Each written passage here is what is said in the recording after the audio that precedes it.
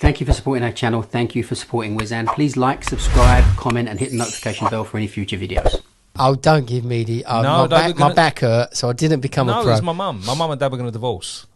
She wasn't interested, so I was always involved with boxing. But they didn't have a roly-poly weight, did they? There was always... It's a thingy. That's why I can't skateboard.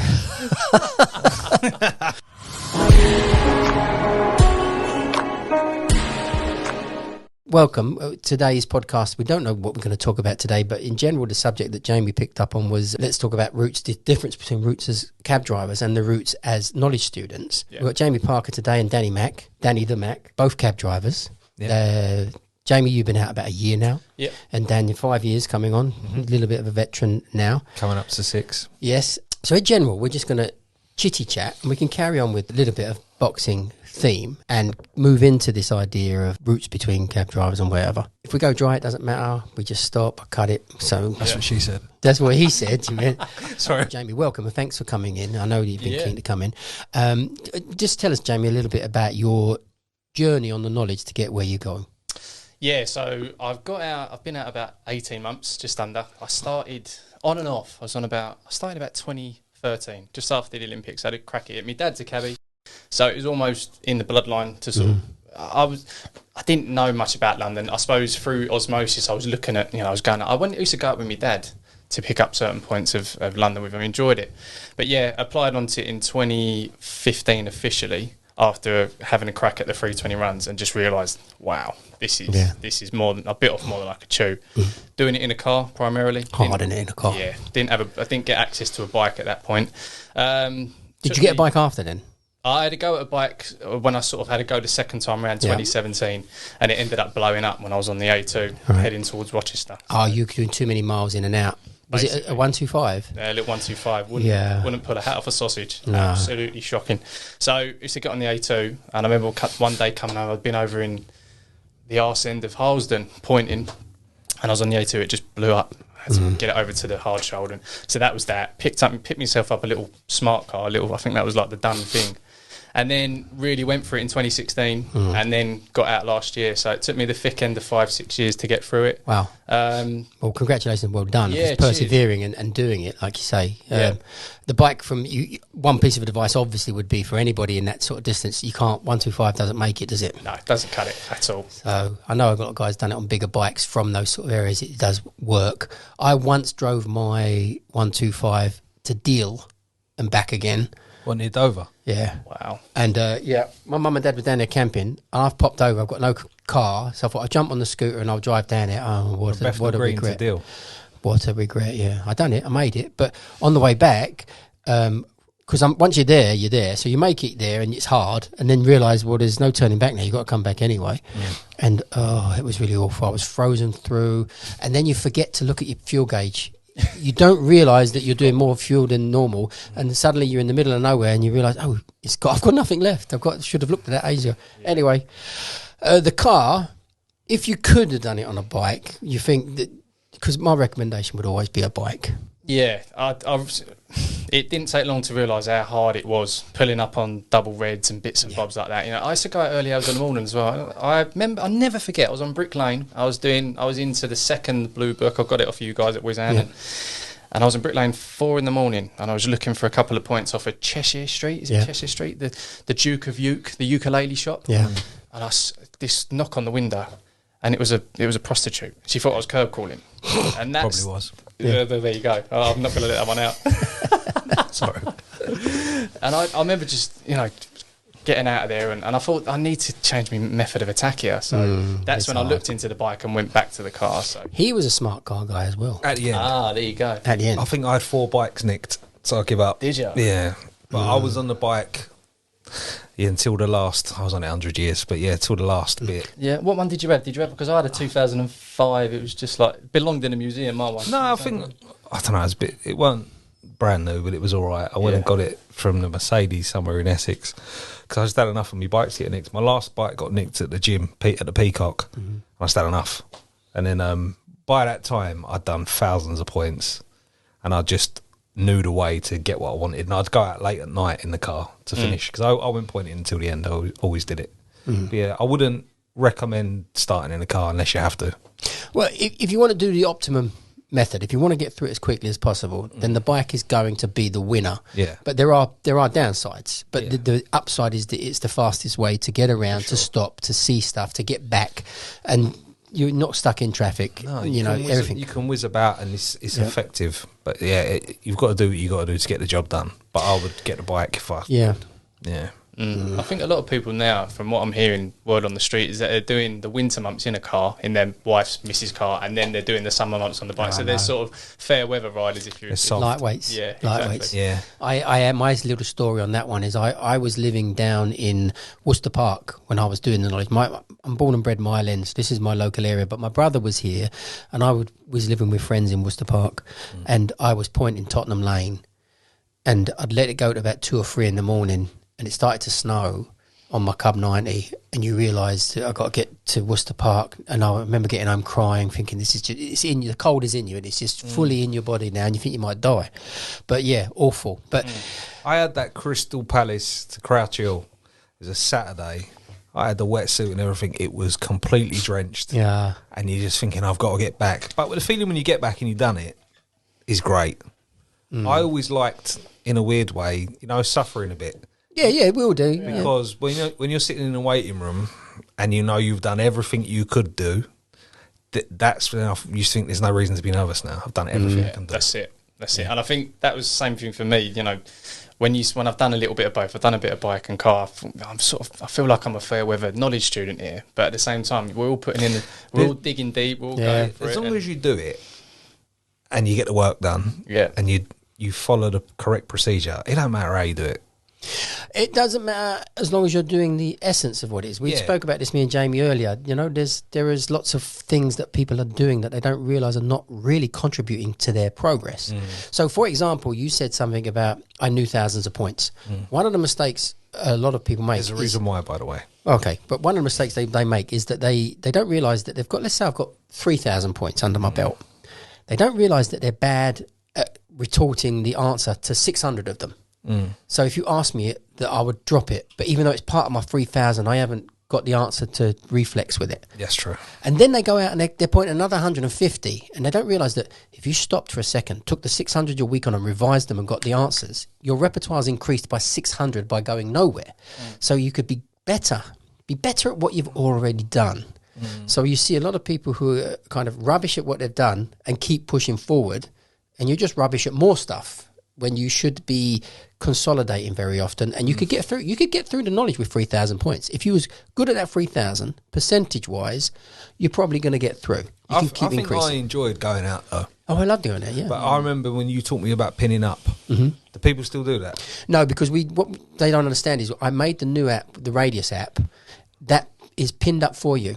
Oh, they got it easy, man. They have got it easy. Did you pin up? I did, yeah. I used to cut them out, roll them up with a pin. But- I had my map out the old Wizan, do you remember? Yeah, I yeah. had my own thing, and I used to look at it and unpin lines, and that helped me a lot. The people were lazy, didn't realise that when you wrote the point on a slip of paper, you looked at, you investigated its road, which you might not have known where that road was. So you're looking on the map to find it. Then you find it on the map and you put the pin in.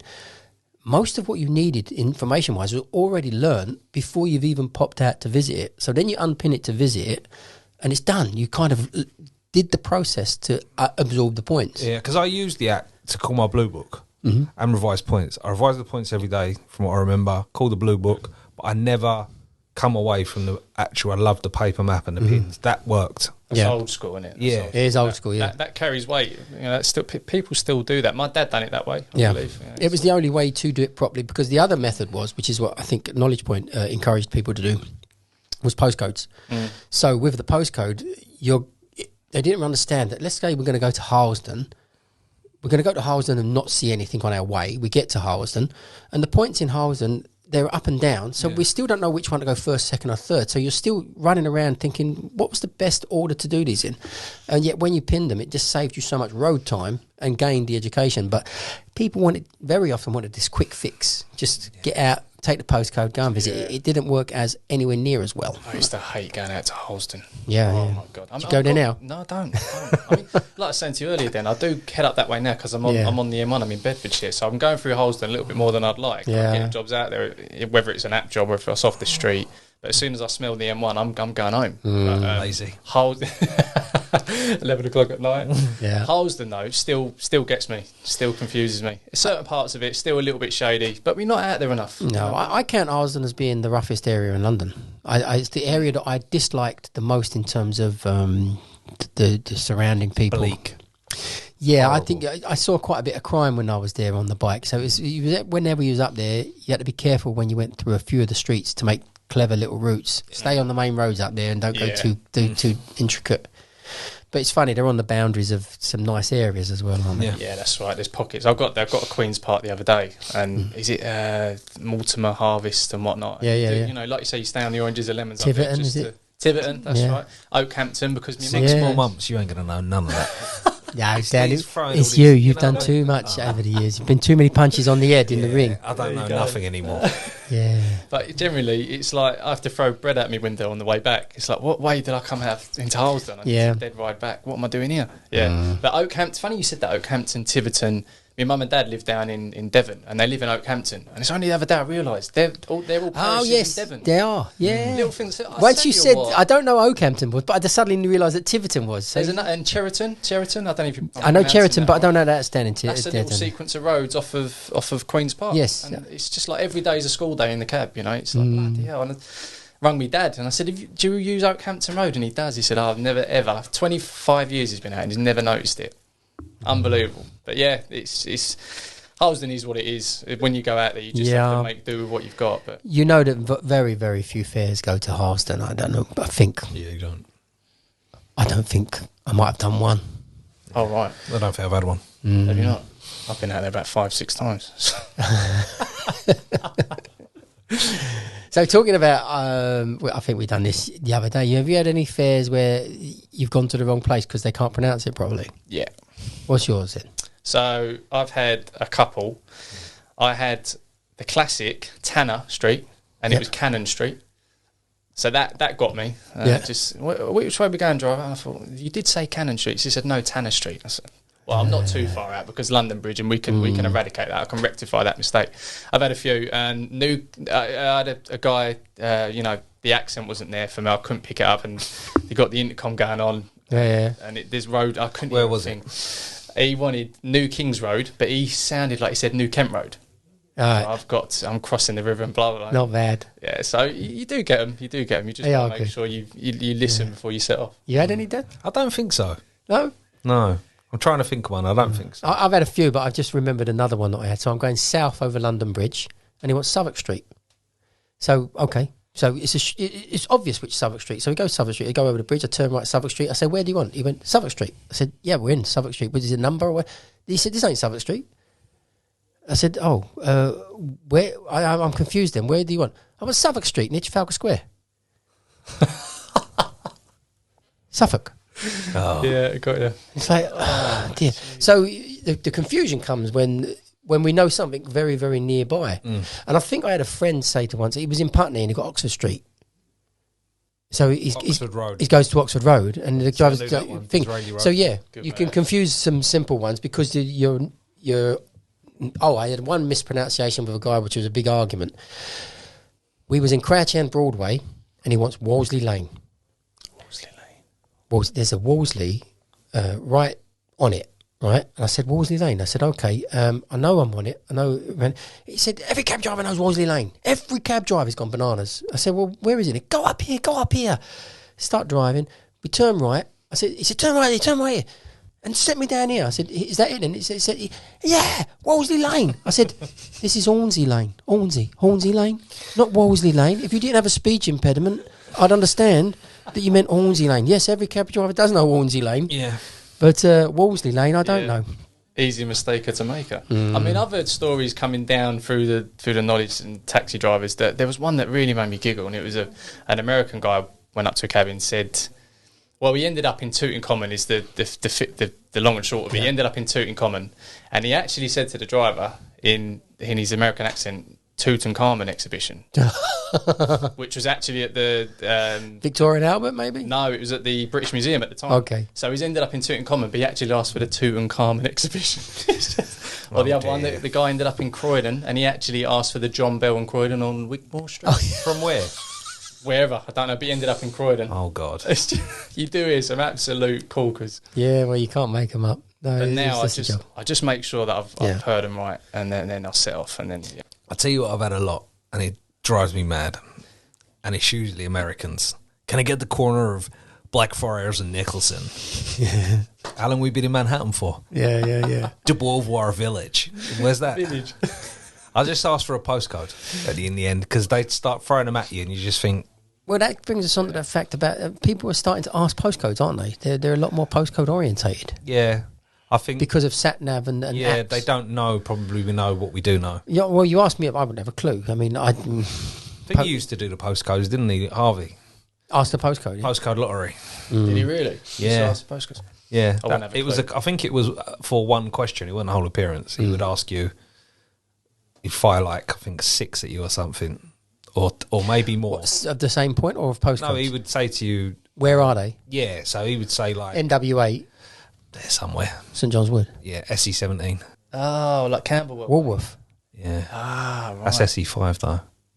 Is it? SE17 Wolf Police Station ran that way. How are you so good at the postcodes then? Told you.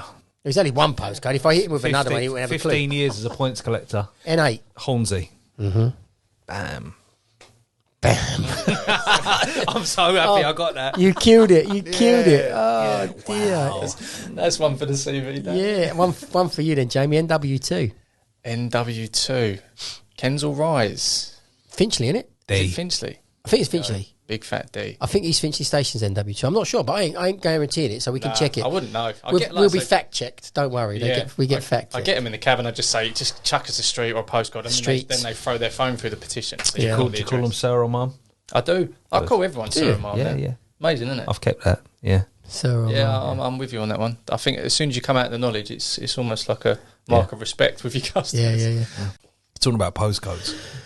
Oh, no, well, we can go on to jobs as well. The jobs that the lines that knowledge students do, which is what you brought up, Jamie, and to compare to what we do. One of the little myths that is really hard to get through to knowledge students is that it's not a myth. You can use the cab driver routes because, in general, there's only one rule on the knowledge: the distance. It's the only thing that's a truth. How long is your route? If it's shorter than somebody else's, it wouldn't matter if it was looked ugly. It's the distance of it. So do you mean you can use the cab driver routes in You can use the appearances? cab driver's routes in appearance, but more and more so because of the LTNs. Because a lot of routes have become, even for cab Do they drivers, count a those little in bit short. appearances now? What do you mean? The The LTN? LTNs? Yeah, you can't use them.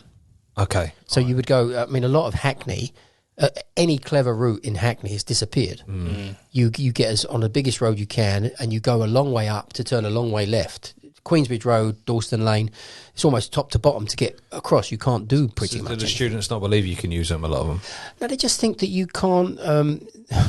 Worried You know the too myth of I need to be 1 centimetre away from the line, 2 centimetres away from the line. No, the line is a guide to show that's the way a bird would fly between A and B. They worry too much. You do.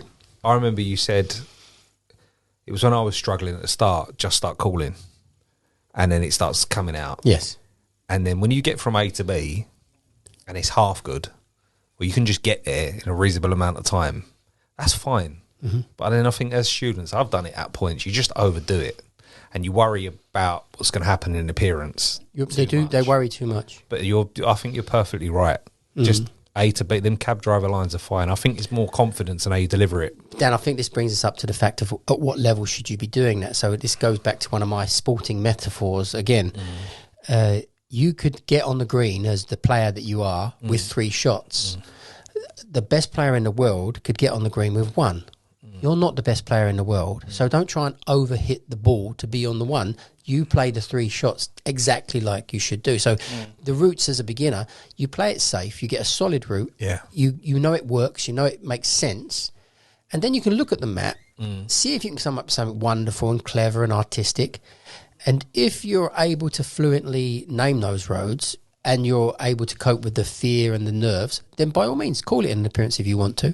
But there's a classic. Oh, sorry, you've just triggered a classic for me with Dave O'Connor was in an appearance. He was the examiner. And the student called the roads through Brockley. It's your manor, isn't it, Brockley? Well, He called Chudley, Bexhill, yeah. Gladiator. I'm not naming them Seagans. I'm just going So through go the roads. around by Lewisham Hospital and all. Yeah, rather than just, I think, a simple Brockley Grove into Adelaide, you can come across the corner. And it was a run that I'd written many, many years ago. And the student called it, and the run would have looked lovely. He said, I'm going to D you today. I've not heard of none of those roads. I had it with Thomas. I can't remember the exact. It was going. It was something from near Tower Bridge to Putney, and I used too much flash stuff, and he just lost it. Yeah, Thomas don't like that. He doesn't want that. But I think that I realise now after I had 30 appearances, and I've realised for sure that it's a myth that they're against you up there. You put a lot of worry in your own head that you don't need to, and the simple things done well just work the best. And I think a lot of students have this thing that the knowledge is against them, and it's all really, you know, you're going to be hammered for using simple stuff, and you're not. I think you just need to go up there and calm down and have appearances, because the more you go up there, I think the more you're better at it. Yeah, we kind of discussed something this morning which is very similar. The way that we behave, the human nature aspect of how we interact with people. So you've said something in your run, and I'm kind of the examiner saying, no, you can't do that. You can't turn left there. I'm going to give you a 0. You're sitting there thinking, you can. Now, there's a few ways that you can say this, but if you're the kind of student that says, you can turn left there, so I know, I've done it yesterday, a little bit cocky, a little bit arrogant. Whereas you could turn around and say, I didn't know that, sir, but I was fairly sure you could turn left there. I did do it recently, and there was a no left turn. So the way you word your... fine with that. They would then say, very often, all the examiners I've had it said to them, would then say, actually, 1 second, let me check. I don't know, you might be right. You've sown a seed. Whereas the other way, you've put up a barrier, haven't you? You've put up a defence. I don't give a damn now what you say. And they'll see that. Yes. And then it's like the way you go about things. The way you drive a cab, the way you go about things is it's the same. You've got to have a process of how you speak to people. Yeah. And I think that is learnt in the appearances. Are you nice to customers? Are you doing? I'm very nice. And customer service to me is really important. Yeah. And I'll be honest, I wasn't ready to have a badge for a long time. And them not giving me it was the right thing to do. Because I learnt so much from them appearances about myself, and it moulded me into somebody that understands a lot more about how to communicate, how to get myself across. It was good for me. Really. Well, I would have hated that. I mean, I would have just wanted to be driving my cab. I hated it, and I wanted to kill everyone. But I realised now, and it was Mr. Gunning that said it to me afterwards. I said to him, why did it take me that long? He said, you weren't ready for it. Yeah. And I think there was times I went up there, and I probably could have answered all the questions right. Weren't ready for it. Did you ever think of giving up? Yeah. You too? I'll tell you the story. I was 5-0 down. On what level? 56s. I know I'd been redlined. Went up there, 1-0 down again. I did have tough examiners for my appearances, but sometimes you get tough examiners, but I wasn't good enough to answer their questions. So I'm not going to sit here and go, it's because of them. I wasn't good enough to answer them. And then I had, God rest his soul, Mr. Swire. Yeah. And he asked me 4 questions across the map, loads of points. And I remember I scored, and I cried in the appearance because of the pressure. Yeah. And every time I had him, it's like he egged me on a bit to carry on. But that I was going to rip my card up, you know. Yeah. I just thought, I've had enough of this. And I said it to Sam. I said, I can't, and John, and I can't be bothered with it all. But a combination of things made me not do that. Yeah. But it was him. I remember he said to me, you're good enough for 3 points from me. And from then on, I just cracked on with it. But I was that day, I swear to God, I was done with it. If you to give up, what would you be doing now? I'd probably be in prison. No, honestly, I'm telling you, the knowledge straightened me out. I was a bit of a lunatic when I was at Wizan. I weren't right. It's a loose cannon. I was a lunatic bodybuilder. I weren't no good for me. Well, it was all the roids, wasn't it? It was all the roids. Yeah. I was going to the gym every I morning. wondered what you'd done with your beach balls. Yeah. Calm down. But it taught me. He was on the steroids, Jamie. No, I was. Is that what it was? Yeah, and, you know, doing that and going up for appearances, and you can't do your button up and it's not... So what, the whole regimentation, it straightened you out? I was a regimented person anyway, but I wasn't ready as a man to be a cab driver. Wasn't grown up enough. Was a bit of a dickhead, to be honest. Yeah, he was, yeah. Yeah. That's fair But, play. to be Fair honest, play. I'm man enough to admit it. yourself, John Osborne, a lot of people really helped me. And Tony Swire. Yeah, I get a little bit tearful even thinking about it because I I'm love trying Tony. not to, honestly, because I love him. And as he done it, I remember his voice. I don't know about them other ones, sir. Yeah. But you can have 3 points from me. And I remember I got him on 28. That was a very good impression. He went to me on 28. We're getting somewhere, ain't we, sure? And I was like, yeah. And he would just, he was there when he didn't give me my badge. Mr. Gunning did. He was actually a lovely bloke. Yeah. But Swires was in the room, and I see him after, and I said it to him, and he was tearful. But what a lovely man! He done a lot, I feel like, and he wanted the underdog to. Yeah, I think when he came, he kind of proved he bedded in, and when every examiner comes, they have an ego comes with them, and Tony came with the same ego. I heard, yeah. But he kind of got it off his chest that I've got nothing to prove about who I am. I am the examiner here to test you. He knew his stuff. He really did. We had some funny conversations in private about stuff that we don't know. And, it looks like we must know everything because of our position, but we don't. And me and him would laugh about the stuff. I didn't know it. They asked me, I didn't know it. It's fine. And it's easy for any examiner to go out today, look at half a dozen places up in Peckham, down in Peckham and over in Wimbledon, and new buildings, new blocks of flats, and go in and ask them and act like everyone should know these. And even say they do it, don't they? Classic. I'm really disappointed and surprised you didn't know that point. I had that from Gerald. She asked me blocks of flats in Hackney. No one knows them. No. That's demoralising when they say that. But it's a good thing, I think, in a way, because I feel like, look, for me, it enabled me to go on and be a professional in another field in boxing. I couldn't work at the highest level in boxing now if I didn't go through what I did in the knowledge. So I think if you do go out there and you have a bad day, take it. And it's going to be good for you in the long run because you're going to go in the cab and you're going to have a bad day sometimes. Someone's going to call you all the names under the sun, or they're going to get sick, or you got to deal with that. If they give me my badge quickly, I wouldn't have dealt with that. I would have lost it. Well, you do know that's one of their tactics. You get a lot of people on the knowledge who are very argumentative. Yes. And the idea is that they're complaining about not being treated fairly. And I noticed from Mr. Price, the idea is, well, pass them out because they won't last 5 minutes. They will get complaint after complaint against them. That would have been me. But because I was good at the knowledge, I'll be honest, I think I was good at doing it. I did the work. Well, you done it for 9 years, Dan. You should be good at it. You know what I mean? But I did the work, but I wasn't as a bloke. No, I couldn't give him a badge. So we've got a similar sort of story because on and off, I was about 8-9 years as well. On and off, that's fair. I went 8-9 years. No. Did it in 4. Yeah. Well, once you knuckled down, 4 years. Yeah. See, on my second attempt, it was 5. I sort of went for it. Yeah. But I pissed around on it for 2-3 years. What did you do that. before? So I was in the fitness industry. Yep. Obviously not into bodybuilding. I'd done that for about 7 years, and then I went into Royal Mail, postman, and that's when I started looking into the knowledge. Postman was quite a flexible job in terms it was an early start, early finish. Yeah. So I could get straight in the car down into London.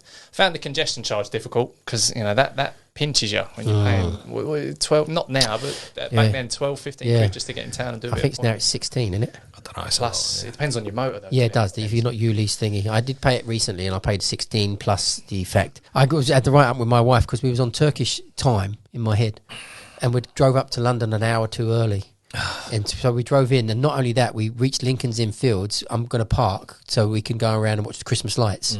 So I thought we'd park at Lincoln's Inn Fields because I know we're safe here, and we can walk up Oxford Street and see wherever we want. I'm still an hour early. Now I've got to put 6-7 quid in the bloody meter and in Lincoln's Inn Fields just to park. The Whiz-An helicopter.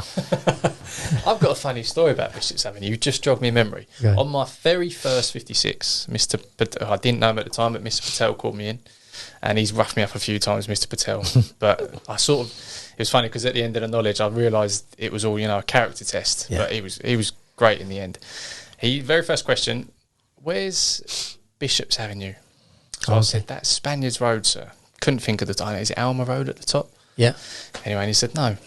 So I said, no, sorry, sir, Bishops Avenue. Anyway, he said, that was that. He said, are you sure? I said, yeah. Anyway. He likes this question. Is that right? Yeah. I mean, are you thinking of Fulham Palace Road or something like that? Yeah. Yeah. But because I didn't say yeah, I didn't get it. And he said, are you sure you've seen Fulham Palace? I said, Fulham Palace, Bishops Avenue.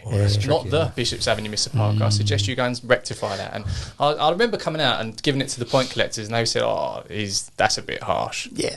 And then I realised, is this what the knowledge is? Wow, what an introduction to get onto appearances. Well, this is what the knowledge Big actually fat for me thing, shouldn't be too much about. I mean, it's a little bit. It's a little bit having your driving test on a motorbike, for example. Having your driving test, and it's like for your driving test of your motorbike today, I want you to pull a wheelie. Okay, but I don't really think that's relevant to what we're trying to do. I don't know, because... Well, the tomfoolery or the trickery to the Bishop's Avenue and the Bishop's Avenue. I mean, he could have asked both Bishop's Avenue to the Bishop's Avenue, or Was that your first one as well? That's my very first question. I think on 56s, you could, first 56, you've got a good chance of being caught with that. That's true. Once you've got a small amount of experience, the Bishop's Avenue and Bishop's Avenue are known to us, so you shouldn't fall for it. I mean, after I dropped it, I got Fulham Football Club, so I realised, right, I'm in the right area. I'm in the ballpark, and then it was a relatively straightforward run into central London. But yeah, I just remember thinking like he got me on semantics, and hands down, he's got bang to rights. I was wrong. I didn't. Did he say score that. you? No, I didn't score. No. And then it similar to what Dan said. It was like a rolling 4 or 5 Ds on 56s. So I had to get. Oh, did you get the 4-5? Yeah. My first one was brilliant. I went up to the Palestra in a sky blue suit, right? I've seen that suit. That's right. I have seen that suit in a picture. At a wedding. Whose wedding was it I went to? John's. Yeah. Oh, did you come to it in the wedding? No, it wasn't. It was somewhere else. I've seen the sky blue suit. I have a clear, vivid. Business. Yes, Looks like yeah. someone out of Goodfellas. I went in there and I got Mr. Gunning. Yeah. And I remember he likes his suit. He does like a three-piece suit. He's got a nice whistle and Gucci's on it every time. You could hear the Gucci's clicking down the hallway. Do you remember that? You think, here he comes. But I remember sitting down and he looked at the suit, asked me a question, asked me a point. 10, 20, 30, 40. I dropped every point. Nothing. And I remember he went to me, stand up. And I said, yes, sir. And there's a map behind me. He said, you don't know nothing about that. Do you go to a school? I said, yeah. He said, go back there. And I remember I went out and the sweat. Yeah. The suit. Sky blue suit. It was... Maybe. I went out, I punched the car, everything. I just said, that... Went back though. Did you wear your lucky suit? Got home and kicked the dog. I was just thinking, is this what it is? Yeah. But I'm glad that happened. I know there's a lot of, like you say, it was good for me. I'm a success story of somebody who did go through ups and downs, mostly my own fault. And I think it helped me out. It really did. Is that your first appearance with Mr. Gunning? Was that? Yeah, and I had him a good few times. Never scored with him, apart from on my suburbs. And I remember I sat down and he looked at me, he went, "You're right on my suburbs." I went, "No, not really, because you're here." But I'd done the suburbs anyway and it was great. I had him twice, never scored with him. Yeah. He gave me a tricky run coming out of, he's finishing at Holston Station and he wanted me to set on the left and don't use Hither Green Road, Mr. Parker. I'm glad you said that, sir, because I didn't know Hither Green Road in the first place. Sorry, not Hither Green, Barrett's Green Road, off of that I think, Acton Lane. He said, no, Barrett's Green Road, I did to think, spin it and because set you it. do know that Hither Green is Lewisham. I was just thinking that. And my mind went to Lewisham. So that's how good we are. There you go. My brain went to Lewisham. And I also was thinking to myself, I don't think it's road either. I think it's Hither Green Lane. Hither Green Lane it is, drops down to It's Lewisham. another D. Sorry, my bad. Barrett's Green Road. he 0. said. And that was like a horseshoe that you use. A lot of people just caught onto it in the schools. That's how you set holes on the left, just in case. And he said, no, Barrett's Green Road.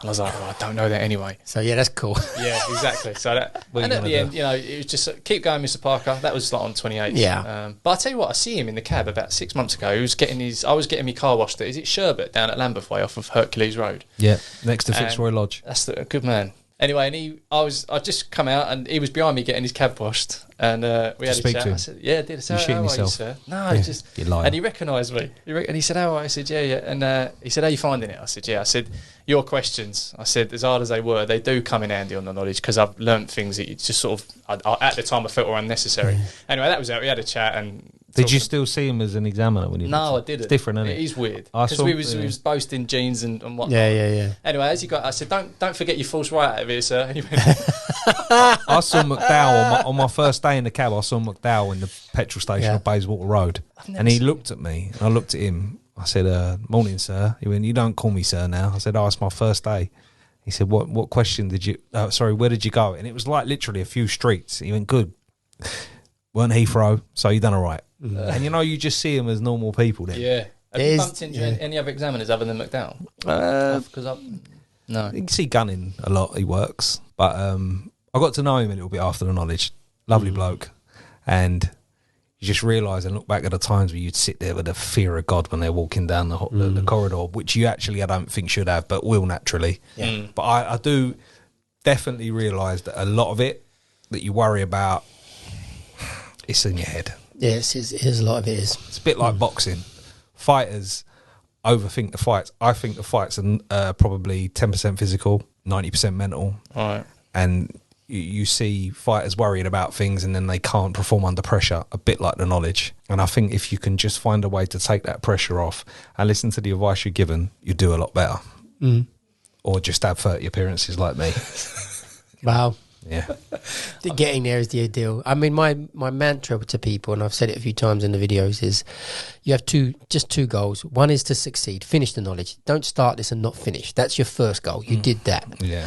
The second goal is finish as fast as possible, because that's really what you want. Yeah. So there seems to be some psychology with some people that they want to be the greatest knowledge student ever lived, which is fine, but that doesn't correlate with doing the knowledge quickly. That means you are looking for everything to know everything, and you're going to be doing it a few years. And there was a lot of people that were great at the school and not at appearances. Yes, I saw that a lot. Sadly, you had partners that one partner was excellent compared to the other, but the other one was making better progress because on average they were performing better when it came to it. And the other one was probably building themselves up so much that they didn't get in there and get the questions exactly right. You talk about seeing the examiners out. We never saw the examiners out because when I did the knowledge, the examiner couldn't be a cab driver. Why is that? You couldn't be an examiner and a cab driver.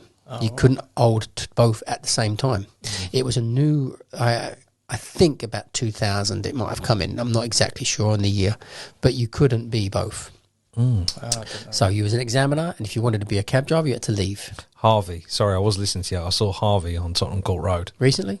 No, it was a few years back. I think it was like near the start when I got out. Yeah. And he can be quite comical. You know, like he was looking at me out the cab window and I was looking at him. I said, hello, sir. He went, hello. And just zoomed off. Yeah, Harvey, I've seen Ayres. So for most people, I don't know, Harvey is an actor. Yeah, I did. And I mean, if you don't know, because certainly for YouTube, if you Google him, he's on there with Jackie Chan. He has a fight with Jackie Chan. Yeah. Is that in Shanghai? Shanghai Nights. I think it's Shanghai Nights. Yes, it's over Greenwich. I think it's being filmed in the Greenwich.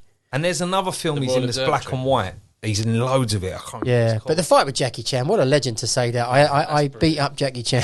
Yeah. Is he still an examiner?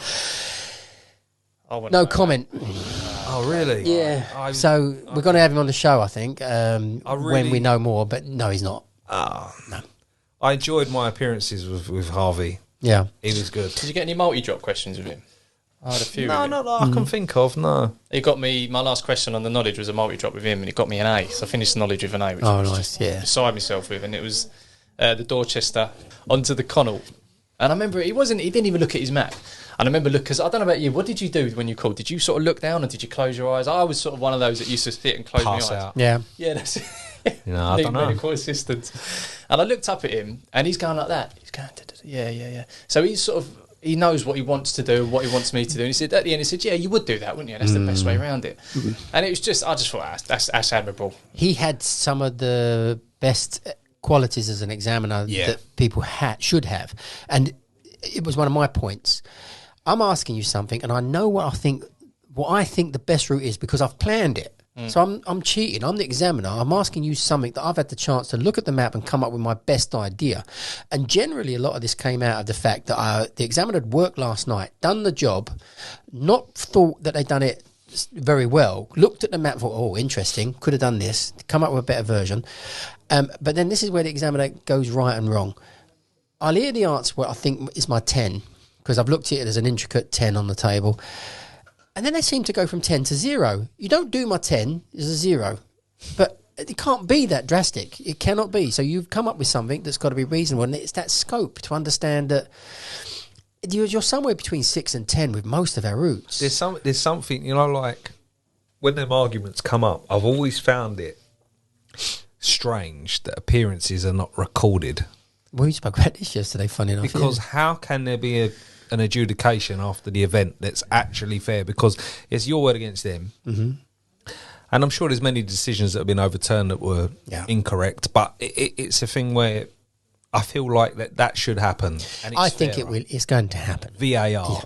Well, yeah, the VAR. I'm a fan of VAR. I mean, England have been far more successful since VAR than previous to VAR. They're no good since '96, though, have they? Let's be honest. Since '96. Yeah. What, the European Cup in England? They done really well in that. I had Teddy Sheringham in my cab, by the way. Okay, well, he's great. Millwall supporter. Yeah, he asked me if I supported Chelsea. Yeah, I didn't really like him. Yeah, he wanted me to know he was Teddy Sheringham straight away. Yeah. He let me down a bit. No, I wouldn't have even acknowledged him, even though I'm a Millwall supporter. I'd have just let him get in and be peaceful. Yeah. Ah, dear. No, I didn't. He would like when celebrities get in my cab. You're a passenger. I ignore him. Yeah, I don't do. ignore them rudely. I give you the space. We spoke about this yesterday. I'm giving them space to accept that you're a person and you're free to get in. I'm not going to bother you. I think it's unprofessional to hassle them and ask for selfies. Yeah. Unless they ask you for the selfie because you're famous. Basically. Yeah. And they should. They should. Can I have a picture of you? I get it a lot. Are you? No. No, but I do the same thing. I'll give him space. But he wanted me to know he was in the cab. Yeah. Did he really? Yeah. Yeah. Do you like football, mate? No, he didn't. I swear to God. Do you like? Yeah. Who'd you support? Chelsea. He went quiet after that. They were quiet. Yeah. Why are you going this way? So there's a lot of traffic. He was all right. His house is called the New Camp. Is it? Yeah. What, spelled as NOU? Yeah, when you go there, he's got a big thing in New Camp. Whereabouts is he living? Is he? Oh, you know Somewhere why? in Essex. Because he won the European Championships in the New Camp. Well, there you go then. With Ole Gunnar Solskjaer scored in the last minute 2-1. They was losing 1-0. You look a bit like Ollie, but better. You can see it, can't you? And you've got a little bit like of a Swedish love or Dutch in you, haven't you? Well, my Or you can first speak wife it. was Danish, so There you go. Right. I tell you who I did have in my cab though. It was brilliant. Joanna Lumley. really. Yeah.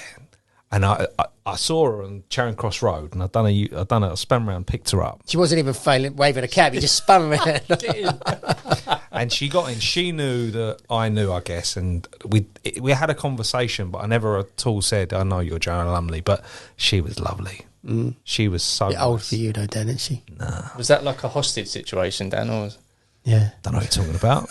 No, but she was great. But you know, like when I picked her up, I just started sweating because I thought, don't mess this up, and I hope she ain't horrible. And then I've got to remember this for my whole duration of being a cab driver. But She's she like was great. a British institution. She's like an icon. Yeah. Unlike Teddy Sheringham. Oh, come on, leave Teddy alone. No, He's he just let a me down. footballer. Yeah. It seems to be that people talk badly, mostly, I have heard. I've met him, but not spoken to him, and I'm not picking up. But Chris Eubank gets a bad rub. A lot of cabbies have picked him up. I met him in the Peacock. He was nice. Well, I met him. He had his big truck outside Marylebone Station parked up, and I'm on the rank. So I met him there. move out of the way? Yeah, it's like with his big truck. Yeah, he was all right. He stopped to watch. I was sparring with my dad in the Peacock years ago. He said, "You got a lot to learn, son." You're quite overweight. He was all right. He was okay. He was all right. His son ain't as polite.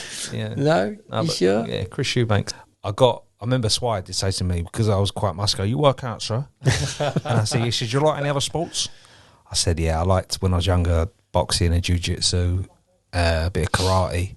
And I didn't realise. He's a karate champ. Yeah, he said, "Where did you do it?" I said, "The Marble Factory, sir."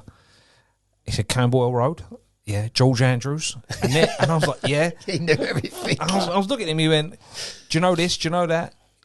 And he literally knew everything. Yeah. He just, I think I probably dropped 30 points where I grew up. He still scored me. Unbelievable. But yeah, brilliant. He had a really good way of putting you at ease, didn't he? I think that was one of his sort of... And I think, as Dan says, he would tailor an appearance around your lifestyle, or whether you're sporty or whatnot. And he got talking to me about football, because I played a bit of football. And I remember he said, do you know Addy Dazzler? And I said, like, Adidas? And he said, yes, Dazzler, sir. Yes, sir. And do you wear football boots? I said, I'm not wearing football boots today, sir, but I do on a Sunday, you know. And he said, what do you wear, Adidas? I said, no, I'm sort of like, I'm like a Nike man. And anyway, that was that. But he tailored that whole appearance all around football. All right, Really... ready? Go on.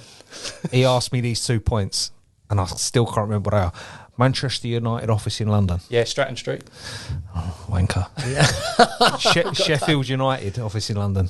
Oh, no. That's why I shouldn't get cocky, sir. Yeah, yeah. And then he dropped, remember the line he dropped when he had They a haven't point? been asked since, those ones. They When were. he- They remember them coming out. I remember when he used to hammer people on points. I just let the beast out of the cage a little bit today, so he used to drop that one. I love him. Fantastic. Yeah. He's got Swire Junction now, is that right? Yeah, yeah. brilliant. I'm yeah. really happy about that. Well, not people weren't.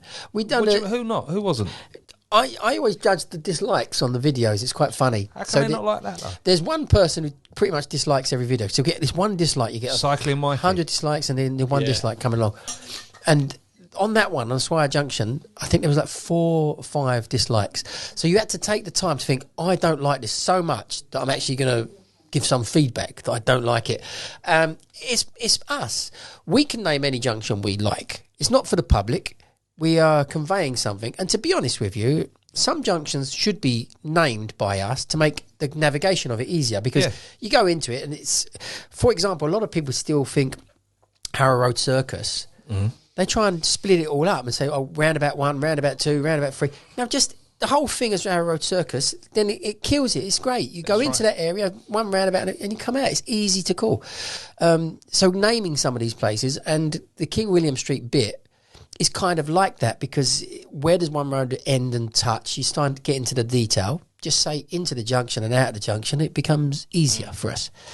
But yeah, Swire Junction. We chose that one because that's his manner. He was a city boy. Yeah. And he knew everything in the city. And he used to ask a hell of a lot just in that Cannon Street to the left area of the smaller roads. It's great because when you go, I don't know about you, when I go through there now, it's like every time it's like a little nod to Mr. Swire, because you remember it, and it's, you start. You probably wouldn't have been calling that, would you? But that was at the later end of my knowledge, was calling Swire Junction. Yeah, the family were chuffed as well. We're not that it's going to ever bring him back or replace him in any way, but it's a nice tribute. If we've named it and put it in the books, and the TFL have agreed to it, it will be there forever, and forever people are going to wonder, why is it called that? And now you know a little bit of history. There was a lot of corners. You didn't get asked these times. Well, Scotch Corner doesn't come out anymore. Find Laters Corner. No, where's that? London Bridge. The actual train station. Find Laters. Yeah. Why was it called that? I think it's still there. You'll see it in big letters across the top. It's going to be a department store or a shop or a butcher's or something famous. And they've had it. So this is chiselled into the concrete around the bridge.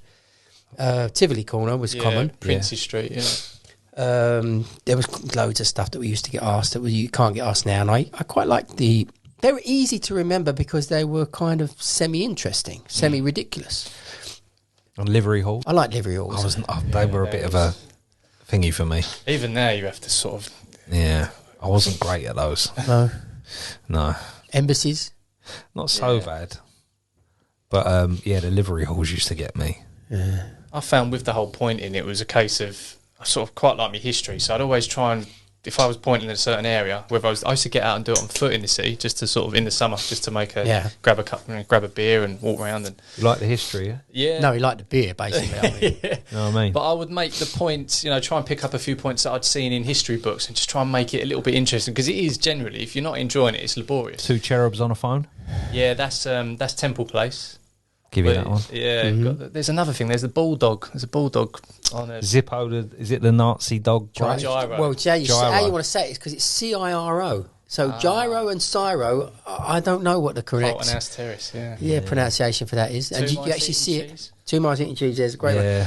These are all from a book, and it was this book is called 101 Oddities, and it is a collector's item. Is that right? Yeah. All from a book, and I had the book.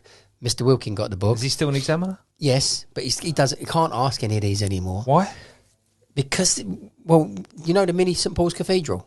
Yeah, that's on Vauxhall Bridge. Yeah. Hangs over the side. Yeah, well, for a start, you're never going to pass it. You have to actually... So some of these things involved being like in Mission Impossible harnesses and stuff to go and visit. So they were lovely and interesting, and I'm glad I know them. Yeah. And it would be nice that we knew this kind of rubbish, so I don't see that they were a harm. But what happens, students were not getting through because they probably weren't good enough, and they used it as an excuse to say, I'm not getting through because they're asking these points, they're not relevant. And that's just not on, is it? If you're not good enough, just go out and do the work properly and crack on. Well, properly is a big word, Yeah. Or do the job you're meant to do. Go up there, have your appearances, and let them do their work. I think that the knowledge definitely unlocks something in people to realise they can achieve other things. This is what we all should be doing this for. You will have a job that will pay your bills and feed your family. That's right. And the freedom to dedicate some time to risk a hobby or a job or something else. So you may have always wanted to start a coffee shop or a coffee stall, But if you did that on the basis that it must work because our life depends on it, no, you could be driving your cab, funding it, doing it, learning it, tweaking it. That's what I do with a boxing. If I wasn't a cab driver, I couldn't be a professional boxing coach. You wouldn't earn a living, would you? No. You wouldn't earn a living beforehand unless you become one of the big boxing coaches that there is. Almost there. So family of cab drivers? Not one. Not one. So how did you break the mould then, Dean? My best friend, his dad was a cab driver. He was a dustman and he became a cab driver. And he basically said to my best friend, you know, you should do it as well. And this is the thing about all of us on the knowledge. It's a knock-on effect. It's the dominoes.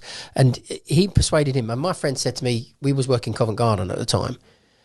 He said, you can do this as well. What was you doing there in the Covent Garden? I'm not telling you. Yeah. Market trader. So it's all hush. See some girls. Yeah. He says to me, you can do this. Look, how do you get from here? This is true. How do you get from here to Buckingham Palace? I said, I have no idea. Covent Garden to Buckingham Palace. I said, I've got no idea. I live in the East End. I come out of Covent Garden. I go that way. I know that Buckingham Palace is roughly that way. He said, but yeah, you surely you know. Literally, I had 3 roads to name, didn't I? I got named the Strand, King Charles the First Island, which we wouldn't name. It wasn't there like that when I did the knowledge. That layout is all different. Admiralty Arch and the Mall would have been done. And I couldn't do that. So anything going west, I wasn't very good at. Although I did live Fulham for some years. Queering Street with the girlfriend, actress. He's Banksy. Did you know that? I wouldn't be surprised. I actually, it's supposed to be a secret. I don't know the way my fucking mind works, but I actually wouldn't be surprised if you are Banksy. It's a secret. I found since driving the cab, you do get some bad habits. Why do you need to diet? You look fine. No, we don't need to diet. You're not a vegan, are you? No, I like my food, but if you like food and you like eating, then you better make sure that what goes in, the calories are coming out. So that's pretty much the bad thing about cab drivers, is that they don't realise there's no calories going out. You are sitting down and not doing it, and you must.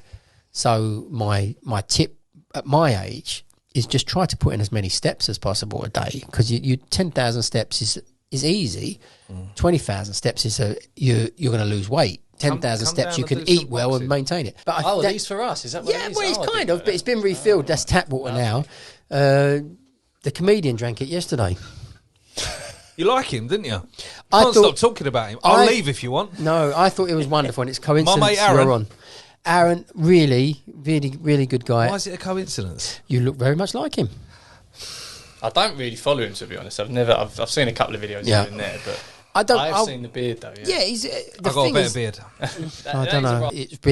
It has been a really nice chat, and I hope that whoever's watching it is going to find what you've said interesting and what Jamie said interesting. And both of you are more than welcome to come back and have another subject in the future with our little set. I don't know. I just wanted to come back and tell you thanks. You helped me grow up.